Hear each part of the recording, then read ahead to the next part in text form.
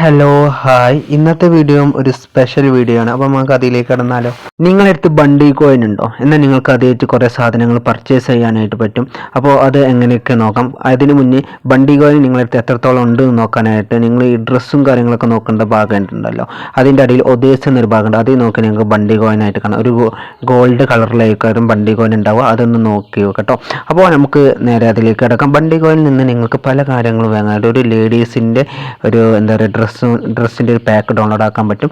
പിന്നെ അതേപോലെ തന്നെ ബോയ്സിൻ്റെ ഒരു ഡ്രസ്സിൻ്റെ ഒരു പാക്ക് വേണമെങ്കിൽ ഒരു ബണ്ടിൽ വേണമെങ്കിൽ പറയട്ടെ, ഒരു പാക്ക് തന്നെയാണ് ഡൗൺലോഡ് ആക്കാനായിട്ട് വരും.